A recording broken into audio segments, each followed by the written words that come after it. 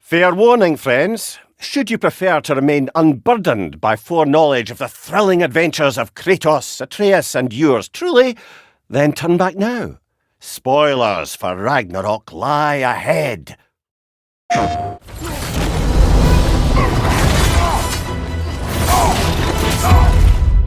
A big part of the inspiration for this scene, at least the emotional through line of the scene, is it taps into some of the fears that we have as parents.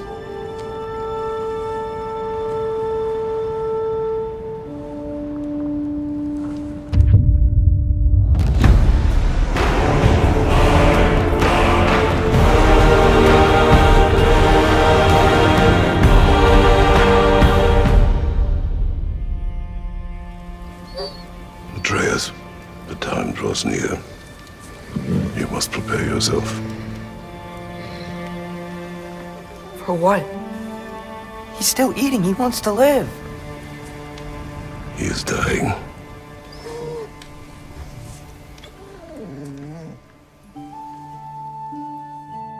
I'm Matt Sophos. I'm the narrative director on God of War Ragnarok. Hi, my name is Estelle Tigani, and I'm the cinematics producer on God of War Ragnarok. My name is Bruno Velasquez. I am the animation director on God of War Ragnarok. Hi, my name is Erica Pinto, and I'm the lead narrative animator on God of War Ragnarok. It's my job to work with a cross-disciplinary group of really talented people to set the course, try to keep it on track, and then get out of the way to let people be great at their jobs.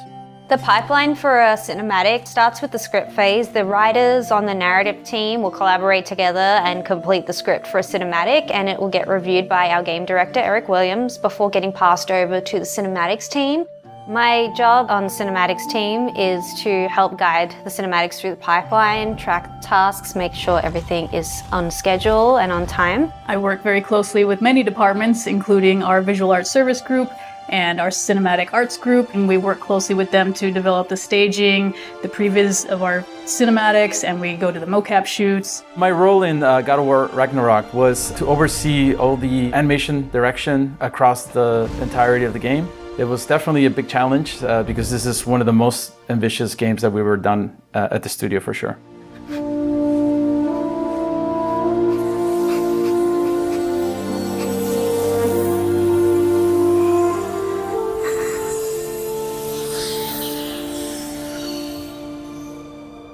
Today we're going to be taking a look at one of the cinematics in our game, one that we called Fenrir Returns. Kratos and Atreus have traveled to Helheim to fix a mistake that Atreus made while working for Odin.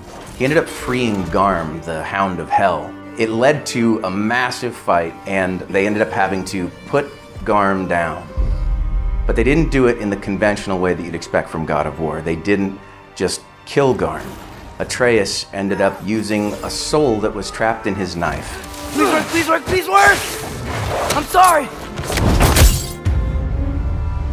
We opted not to go with storyboards most of the time. The reason why is we have a no-cut camera. Storyboards are really good at showing between each cut, close, far away, but the hard work is mostly in how that no-cut camera is going to move around the scene. So instead we opt for Scene Bible or our pre-visualization phase. On the last project, we discovered that previs was easiest to do when we were all together, able to shoot live action reference or get into mocap suits and shoot on stage. During COVID, we were all stuck at home. What we ended up doing was going back to more traditional previews where we would work directly in Maya. It took a lot more iteration and experimentation to make sure we got the timing where we thought it would be realistic when we got to the stage.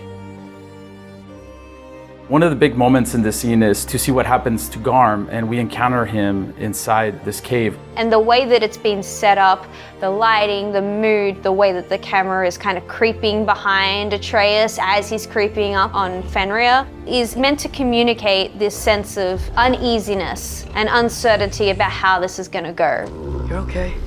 As Atreus approaches the cave, he's really hoping that the soul that Angerboda told him was in his knife was Fenrir's. He didn't know for sure. Sorry I hurt you. It's over now. I promise.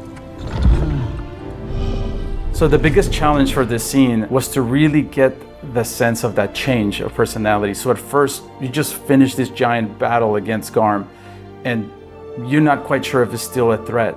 This is why we chose to place him in that cave, make it a little bit of like, oh, is he gonna leap out? Is he gonna attack us again? And of course, Atreus kind of recognizing him and kind of knowing his own pet, he's the one that kind of figures it out first. Slowly you see that transformation, that transition into Fenrir. Fen? Are you?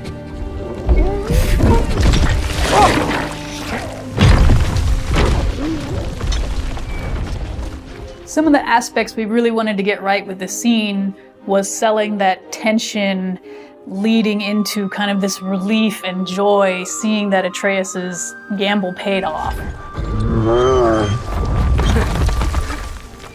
Good boy.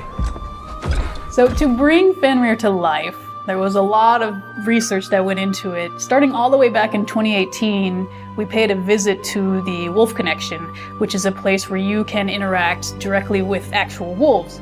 We got a lot of footage of this and also learned a lot about actual wolf behavior, how it differs from dogs. For instance, when you approach a wolf, you're actually supposed to bring your hands underneath the wolf's head.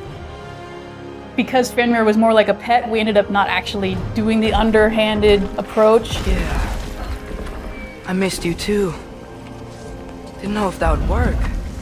Where Atreus can tell that it's Fenrir when he comes out of the cave. This is the stretch of the scene where Kratos is realizing it himself. We did it. Working with the actors on stage, obviously we didn't have a giant 20-foot wolf. So what we had to do is we had to have the actors interact with a puppet. In this case, we actually had two puppeteers. We had someone holding a giant pad on a pole to represent kind of the scale of the dog that the actors could go up and work with. But for the camera view, we had this little virtual prop that could show on the screen the giant wolf, and then we would tilt it, and then the camera operator could see where is the giant wolf. My favorite bit of this part of the scene is, of course, Kratos just simply saying, sit. Sit. And then immediately sits down with no hesitation. Even the camera is getting into the action. You hear the audio of the big kaboom, like a little earthquake. The camera and the staging was able to really capture them as a family unit. Tilting upwards to show such a large creature, but also keeping that focus on these two characters that are having a very intimate conversation between Kratos and Atreus. I think this is a really important moment because you've got that dog in the background that's kind of offsetting this more serious conversation. If you look, you'll see that Fenrir is just kind of like ping-ponging between them, which animals do. Leading up to this moment, Kratos and Atreus have had a lot of tension where Kratos is trying to kind of hold on to Atreus, and Atreus needs to break away and form his own identity. How is this possible? It's giant magic. For Fenrir, we actually mostly did hand keyed, which means our animators would pose the wolf and move him around all themselves. Some other research we did, we ended up shooting reference footage with dogs. And you'll see, when the wolf comes and kind of crawls towards Kratos and Atreus, just trying to nail that body mechanics. And what we ended up doing, because of the different camera angles and the size of the wolf that we were going to represent in game, what we did is we ended up shooting from the camera perspective and the closeness that we needed to recreate in our scene, which presented itself as amazing reference for our animators.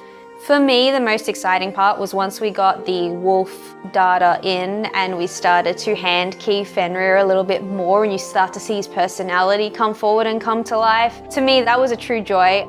We also really wanted to lean in finding natural behaviors that dogs and wolves do when he yawns and shakes himself, just really feeling all the fur, and we want to sell that this is something that's alive and not just a bunch of polygons on the screen.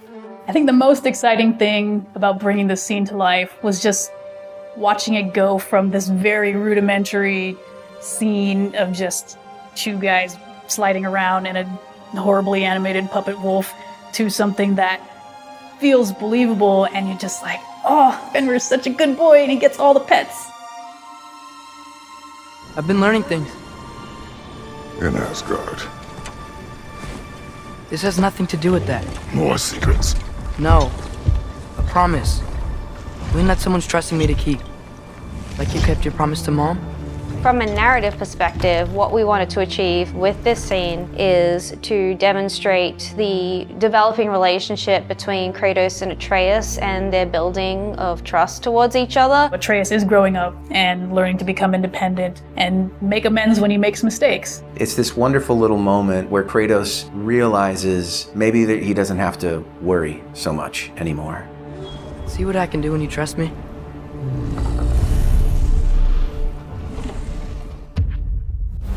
Thank you for joining us as we broke down Fenrir Returns, one of many, many cinematics in God of War Ragnarok.